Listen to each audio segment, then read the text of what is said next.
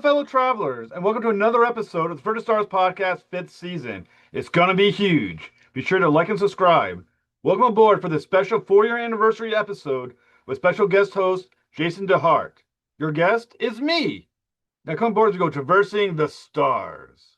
Greetings, everyone, and welcome to a very special edition of Traversing the Stars. Usually, I am on Words, Images, and Worlds talking about literacy and other such things, but on this episode, I am delighted to be talking about the anniversary edition, the 4th anniversary of this show, with creator guest host Jeff Haas. Jeff, thank you for, well, I can't really say thank you for joining because I'm technically joining you. Thank you for having me, I guess I should say.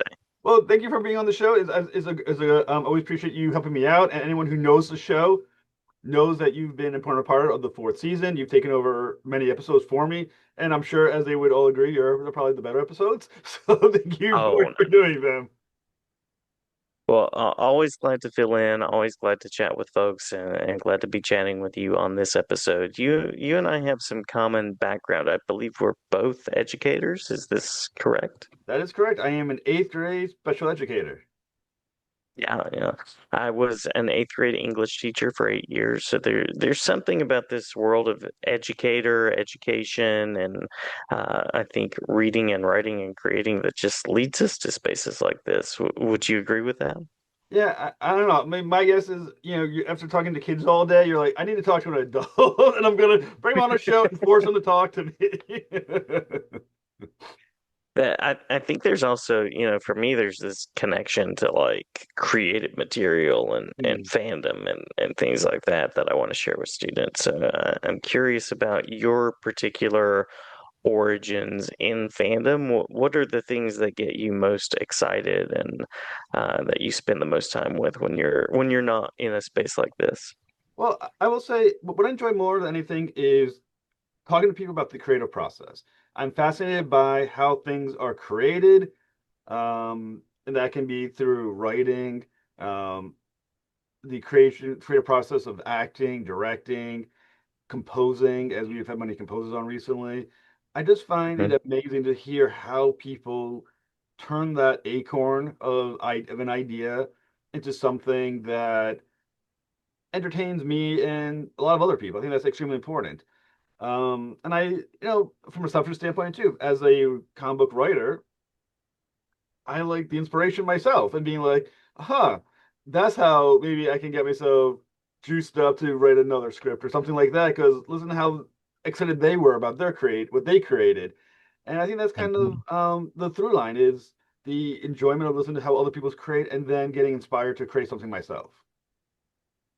Love that, yeah. I love the chain of inspiration. And are there particular kinds of stories that, as a writer, that you're drawn to? Um, I enjoy stories that ask questions that Mm. are probing into either the bigger question in life, maybe in death. I'm fascinated by stories that you know s- I don't I'm only somewhat overt with my messaging in my stories, but I believe it's important to have the messages there to make sure that they hopefully are at making someone ask a question or think about or imagine a what if. What if this was a scenario? How would people respond? I think my best stories do that. My best stories, I think, also are stories of tragedy. Things, horrible things happen to a lot of people, and they have to fix it. But like I said, I mean, one of my favorite stories is like Malik Rating Devil, which we're working on the third issue now. The story about an angel who's going to try to get revenge on his creator, God, right? For Mm. his treatment, in his existence. I'm thinking to myself, that's a hell of a question. What is the nature of God? What is the nature of servitude? What is is there a line of vengeance that's maybe too far, or what does that do to an individual? I mean, all these kind of questions are there, and I think the same thing when I write when the Nightmare Trail is being written, when I'm writing Sanctus and the idea of questions of faith. Even though I'm an atheist, I still find the questions of faith fascinating. When I'm Mhm. working on the end of all terminus, and I'm thinking about staring in the face of extinction and what that does to people and everything else in between. I mean, I guess a lot of it also has to do with massive amounts of death, but creation and asking the big questions, I think, are what drives me to create. Yeah, yeah. These big questions of life, they drive us, right? And the creative process and all those pieces. Um, Anything that you'd like to say about connecting those questions with your role as an educator before we talk about the podcasting work? Well, when education goes well, and it doesn't always go well. Sometimes I would argue in my darker days that it goes poorly more than it goes well, as a cynic as well as and a pessimist. But when it goes well, it's when the students start asking you questions about what the ideas in the text you're talking about, right? When that light goes Mhm. on and they're like, this makes me think about this, either something going on in the world now, maybe something going, maybe a bigger question, a philosophical question, that the book raises. And when the kids, especially because these are eighth graders and it's a little harder for them to ask the bigger questions, when they do get that light turns on and they do want to ask that question and they do get into that conversation with you, that is fun. That's like why you do it. That's when the most you go, oh, I remember now why I've been struggling for 13 years. This is what this kid just came out with. That was a fascinating question. Look at the kids respond to that question. They're actually involved and want to talk about that thing. That's why I do it. And when it happens, that's like that. That's like the gasoline that gets you to the next exit mile. It's like I just have to make it. That got me going. I'm good for another few miles. Let's do this. That got me going. And that's when it's fun. If only students knew that we were just looking for that, like, really good conversation, really good connection. I mean, absolutely, yeah. When a student connects with something that you're reading, something that you're working on, there's nothing like it. Yeah, and I mean, like I said, those instances always aren't there all the time. They're not always there a lot, and that's the life of a teacher. You chose the reality of that's just how it goes. But when it does happen, that's why you do it. You go, shit. Yeah, This is why I showed up today. I've been showing up every day for 3 months, but it got earned today. It worked. All that yep, work made it happen today. And like I said, and when it does, that is the moments you live for and you remember and you think to yourself, and the kids are like, oh, thank you, Mr. Haas, you helped me with this question or you helped me respond. They don't realize in your head you're just like, that's what's going to make me like replay in my head the next 48, 72 hours and get me through the next few months when things don't go that way. It's the um, fuel. those are the more Mario coin payout kind of moments where everything just kind of comes together. There was a point where when they did that, a little coin popped over my head. It would the algorithm would be perfect, and I definitely would take that coin and keep it because it's my damn coin at that point. Absolutely, that is your damn coin. You worked hard for it. Um, in the space of a podcast, I've done this too. You've been on interviews, you've talked with folks. Sometimes people will answer a question that you give them in sort of a long way that really touches on the heart, touches on the mind, and sometimes it's kind of a brief response, and you're going, okay, I was thinking a little bit more there, but okay. Any kind of coin moments that you've had in those interactions with the creative community? I mean, there's a few times. So one of my favorite interviews that I remember, oh shit, I'm trying to remember the name. The guy, he was a composer. I'm not gonna give away the name. I don't know if I should or should not. But so well, maybe saw the freaking episode. Um, maybe. But either way, the guy who's the composer, I can't remember the guy's name off the top of my head. He did the for the Avatar live action TV show, right, for Netflix. Hmm. And I interviewed the dude, and I asked him a question. I was like, well, the question was something along the lines of something about, did you do this in your show, or you something you're going to plan in your next season, right? It was something to do about making Aang. I think the main character is Aang, and composing all the different sounds you have for all the different like the fire, water communities, all that into his song, right? And you're gonna merge it. He goes, I remember he said, no, but now that you told me, I'm gonna steal that because that's really, really good. I thought, Yes, that is really, really good. You're welcome to steal it all you wish. I was like, that was like a little pat on my back. 'Cause, obviously I'm not a composer, so the fact that I maybe, because things happen, they ignored you 10, 5 minutes later, 10 minutes later, an hour later after they forget about it. But the fact that the guy's like, oh, that's a good idea, maybe I should use it. I'm thinking to myself, makes me feel a little smart, maybe feel, involved, maybe feel like I have a better understanding of music than I probably do. And that's a fun moment. And every so often I get those moments where the guy's like, oh, that's a fantastic question. No one's ever asked me that before. Or, that's interesting. I haven't thought about it that way. I'm like, I got you thinking about your own project in a way you never thought about before. And Mhm. that feels kind of good. You're like, I did my job today. Look at me. Yeah, yeah. There is that secret hope that you wind up in kind of the background of a scene in a comic book, or that you speak in some way that someone takes into a score or something like that, and that it continues in that way.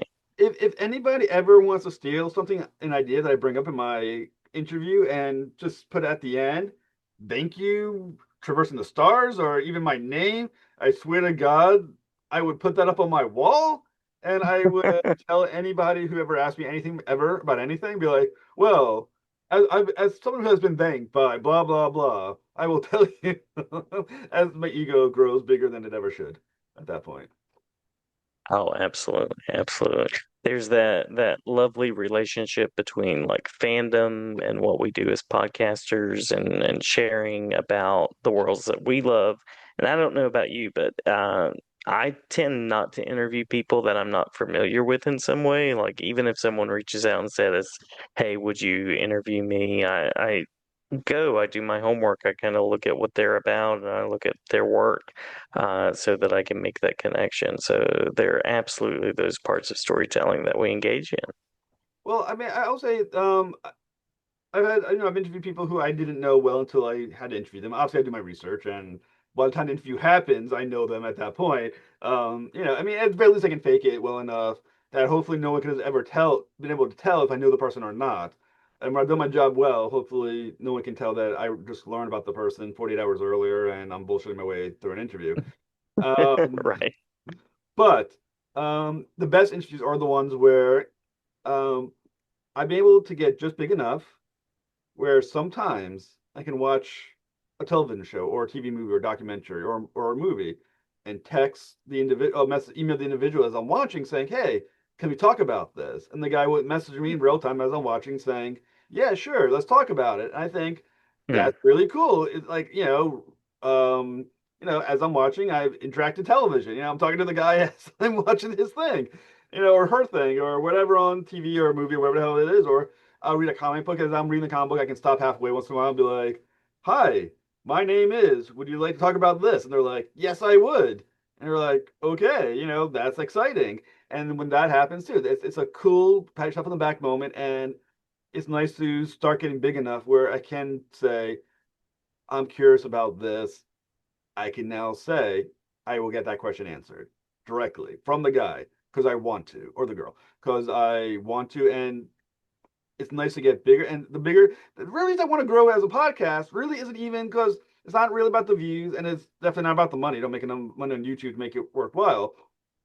But it's about getting big enough so anytime I want to, hey, I'm participating in something, say, I want to talk to that person. That person, that whatever they did made me ask a question, made me think about something. I want to talk to this person directly and get those answers for me. And they say yes, I can get on my show, and it's like watching, like say, it's like I mean, I'm like a fully interactive television show, and that's Hmm. when I think, all right, the bigger I get, the more I can do that, and that's kind of the driving force right now. Love that, love that. And of course, being an open access platform like YouTube, you then get to share with anyone who is searching for that person, searching for that show, and wants to learn more. Yeah, one of the cool things that happened this year, maybe a couple of months, I think it's a couple of months ago. I think it was last year or 2 years ago. Time goes by quickly when you've been on for an entire 4 years. Maybe 2 years ago, maybe a year ago. And I had on my show Julian Richings, who played Death in Supernatural, who, by the way, is a phenomenal dude. And at one of my comments, was Richard Bonington, who's the director of the most recent movie Julian Richings had been in. And he's like, "This is a great interview. I greatly appreciate it." I was the director. I was like, "Do you want to be on my show?" He's like, "Yes, I do." I was like, "Okay." So I mean, right from a comment from my YouTube video, interview the director. It's that was yeah, it's one of those cool surreal moments where like people are paying attention to something that I've done. And I mean, don't get me wrong, I would appreciate another 10, 20, 30, 40,000 people, more people doing it. But anytime it does happen, once again, that's the fuel that gets you to the next stop, as it were. It's like when because we're all gonna feel burnout, and we're all gonna. I mean, at least I do. I know I go through my ups and downs. My downs are hard. With my pocket is like maybe this isn't working. Maybe I'm wasting my time. What should I really be doing this? But then you get your fuel, and you're like, okay, that revitalizes me, and I'm good for the next. Who knows how long until the next downturn where of self doubt and loathing happens. It's nice when those things occur. Yeah. Such is the human condition. I imagine in any realm of creating, you have to have those moments of like refueling, and Yeah. especially when you're creating something that has that kind of audience engagement that's pretty Mhm. immediate in many cases.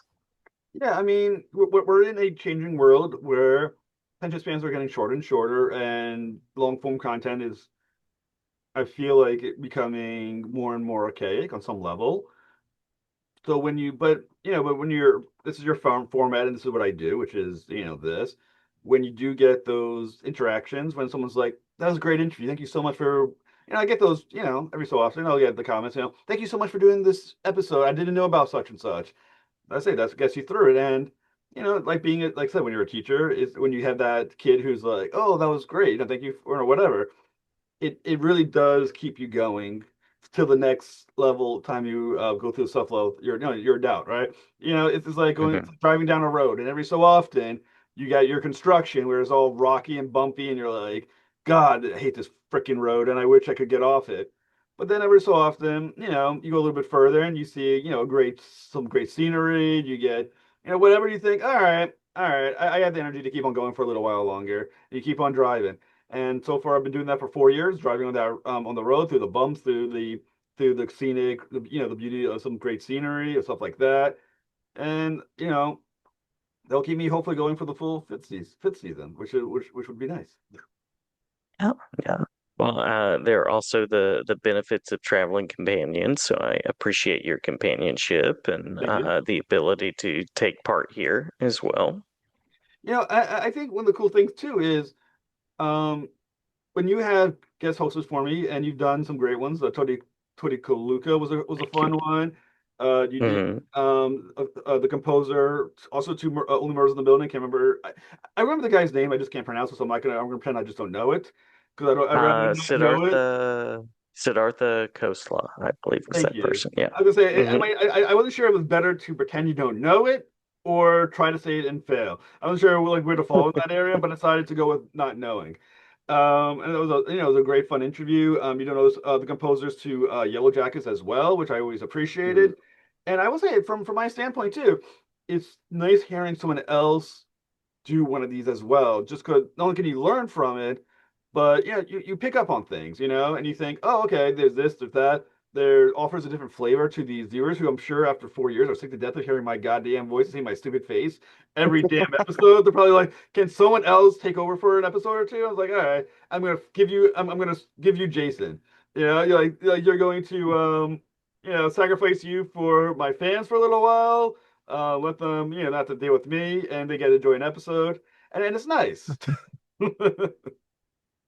Feel free to like superimpose like a clown face over me at any point or anything like that. Anything that sort of creates the curb appeal. Absolutely. Well, like you said, a little jealousy will pop in, and be like, oh, they like him better. No, but check the minutes. See how if he's better than me. No, but it's always appreciated because, like I said, you've done some good interviews, and you've always helped me out. You've given me a break once in a while too. And I will say too, as the guy who owns Traversing the Stars, as I guess you can call it ownership, even though I mean, I guess it's a property. I own it.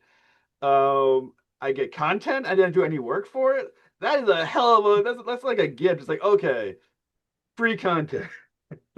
I get some gifts. I didn't do a damn thing for it. And I get the companionship. I get to chat with cool people. Win-win. Win-win. Indeed. Yeah.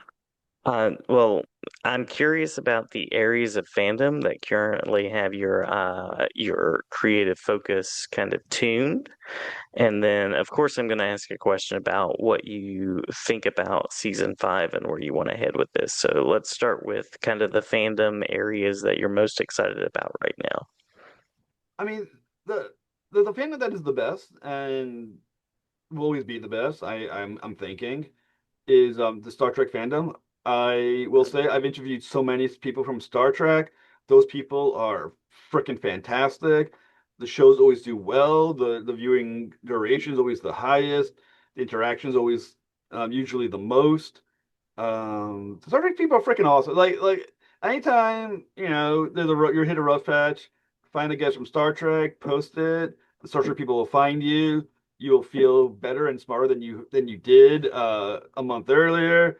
And I'll say Star Trek fandom, they're the best. And it doesn't matter which Star Trek fandom, whether or not the original series, well, it's not, it's Next Generation, whether or not it's New Trek with Discovery and Strange New Worlds. When you get the Star Trek people on the show, not only are they fun to talk to, but the fans are freaking fantastic. They do, they're always fun to talk to. One of the my guests is Jeffrey Thorne, who does comic books. His guests, I mean, anytime he's on the show, I do, his fans always will pop in comments and stuff like that, and they're always fun to talk to. They'll share the comments on other media. They're great. David Hewlett has always been my favorite guest of all time from Stargate, and he also does I'm with Stargate Genius. Ah, if I get it wrong, I'll be annoyed. But he does that. He does Tech Bandits. He does he does a bunch of stuff. He does the email awesomeness. His anytime I do and I get to interview him, it's a fun time, and his fans are fantastic, and they always always do well by the episodes as well. Um, but you can't do okay, you can't do wrong interviewing a lot of these people. People Mhm. so some of the guests that you bring on, I get to bring on multiple times, and like Hewlett's been on 4 times, Thorne's been on I think 6 times. Um it's so much fun. Like there's some people that when you get them on your show, like people don't realize, like okay, when I interviewed David Hewlett, right? Same thing with Jeffrey Thorne, but David Hewlett as well. Um I post an hour. Usually the episode's an hour, 2 parts. Usually an hour and a half episode, maybe 2 hours episode, right? What they don't realize is that I actually have been talking to them an hour before I remembered to record, and usually 30 minutes to 45 minutes after I stop recording, we're still talking about whatever it is we were talking about. Even though I stopped the tape, could realize at some point after the certain amount of time, people are not listening anyways. But I realized that we're still talking. When I talk to Hewlett or Thorne, some of these others who have been on for a while, I I usually wait till like a Friday because I know this many hours of my day will be spent on the interview, and I don't have time for anything else because we're gonna be talking for 3, 4, 5 hours, and it's so much fun. It's so much you get so much out of it, and I will say, I mean, on some level, they become without having ever spent time in the real world hanging out together like friends. You know what I'm saying? Like checking out, be like, Mhm. hey, Mhm. I heard about this. Congratulations. Oh, very cool. Thank you so much. How are you doing? That kind of thing. And it's kind of and it's cool because these are people who are interesting, to me, important people, and the fact that they're including me in on some level in their outer social circle is nice. And so I always appreciate them. I appreciate DC and Marvel fans. I just interviewed Jackson Lanzon and Colin Kelly for the fourth time. That interview will go live Mhm. um, either this week or later next week. And they're, fantastic to talk to. We always talk Star Trek comic books, or we talk some other stuff, and we go on talking for a long period of time, and usually shut down just because they got better things to do sometimes than talk to me. But they're always fun, and it's like I think I've interviewed them 4 times now. Suddenly, um, there's so many interesting people that I've got a chance to talk to, and the fans of theirs. Because I mean, let's face it, I'm not so arrogant to think they're my fans. They're their fans who then follow along through my podcast to talk to me about them, and I appreciate that Right. a lot. I'm not gonna be arrogant to think they're my fans. They're their fans who I get to borrow once in a while, and I get to geek out with them sometimes too. And I'm a nerd. I'm a geek. And I'm at their level. I don't try not to show it, but I get starstruck talking to a lot of these people, and then in my head I get I get a little excited. I'm like, oh, I'm talking about this and whatever, and getting to borrow their fans for a short period of time and, you know, talk about their project or just hearing them say, "Hey, this is great. I wish I could do that." And you're like, I did get to do it. I'm the guy who got to talk and sound cool for 5 minutes. It's kind of nice. It's a good feeling. And I got to interview some of the people from Cobra Kai, and my students love Cobra Kai, as eighth graders apparently do. And they're like, Hmm. "You're so cool. You got to interview so and so. You are famous." And I'm just like, "Sure, yes I am. Yes I am. I'm famous," which I'm not. But if their mind is to their mind that I am, that maybe keeps them quiet for 5 minutes while I try talking. I'll take it. I love for students to circle back to that for just a minute. The fact that, you can feel removed from these communities sometimes, and you can feel removed from fandom and the greatness of what it means to create something. But I love the kind of democratic idea of what we do, of like these are people like you, and if you have an idea and you take the initiative and find the right circles, and certainly there's luck to it as well. Um, you're not that far removed from creating and sharing, characters and stories and things like that too. Yeah, I mean, it's cool to talk to these people and realize, for the most part, they're regular people. I mean, they have better jobs than we do on some level, but they're regular people, and and sometimes they get just like excited talking about their stuff as you do talking about their stuff. And that's fun too. When you see them like geek out about their own, and they talk about like, "Oh, so excited about this part, and I'm glad you figured out about this and that and everything else." It's fun, right? And there is a part of your Hmm. brain that does say, comic book, type of comic person. I read a comic book. Maybe I'll be on the other side of this camera once in a while. And every so often I get interviewed. Someone asked to interview me. It wasn't too long ago. Someone was like, "Hey, how about you come on my show?" I was like, "All right. I mean, I don't know why you want to talk to me, but it's kind of cool that you do. So sure. Why the hell not?" And you get to feel like they do being on your show once in a while, or you think that maybe you'll be with somebody else is like being like, "Oh wow, I get to talk to so and so," and it's like maybe this also turns out to be me today. That's kind of nice. Um, Yeah, and maybe as I grow, there will be more people who are like, "Hey, that guy seems like someone worth talking to," and I'll be like, "All right, cool, thank you." yeah, yeah. Uh, what do you envision ahead? What do you envision for season 5 and beyond? As someone who's not overly original, to be much of the same. Um, no, I mean, already I got some good guests lined up. We have guests coming on from Star Trek. We're gonna have someone from Star Trek 3 will be on. I'm hoping to get someone else from Star Trek 3. Fingers crossed, this will be a really good one. We've been talking back and forth. I think it's gonna happen. We got people from who were part of the Transformers, voice actor from the Transformers movie and from the G.I. Joe cartoon from the 80s. Someone else from the GI Joe cartoon from the 80s is going to be on the show in November if the person shows. This is all assuming they do show up, but these are Right, scheduled right. interviews at the moment. Um, I had some other people going down the line from some big comic books that I've been looking forward to talking to. Hopefully, someone from Zootopia too that you'll be talking to, which will be kind of excited. I have somebody Would else love to. coming on from the Superman movie, which will be cool to talk to. Fingers crossed. I think I might be able to get some people on from the Aliens movie again, and I think it could happen. Fingers crossed on that one. That one's not definite, but it's working towards it. I mean, there's a few other people coming on from the world of Transformers and GI Joe, and someone's coming on from Teenage Mutant Ninja Turtles: Secret of the Ooze movie. Who's one of the stunt actors Thanks. that will be on the show to talk about that. A lot of nostalgic things because I like nostalgia because I'm a nerd and I'm old. And so everything I like now is of Same, nostalgia, same. right? I mean, Hmm. I'm at the point where if I do say I like it, it's automatically something nostalgic now. Because I'm at that age. Um, but there's a lot of good guests, and I'm hoping for even bigger guests for the around the years. Always, I go through phases throughout every month where sometime around the end of the month, like the end of October, I panic about November or the next month, thinking that I'll never get any guests on the show. It's over. I'm gonna have to figure out how to create new content for myself because no one ever is coming back on my show. I can't get anyone to get to come on the show. And then about a week or two into the new month, I realized I overbooked myself for the month. And now I'm stressed out that the interviews are way too long. But then I realized next month I have no guests anymore. So I don't know what I'm going to do. So I start panicking again, and then I overbook. And this is, it's just kind of how the phases go. I'm now into November. So November has been overbooked. And now I'm being to book December and panic that what if no one ever says yes?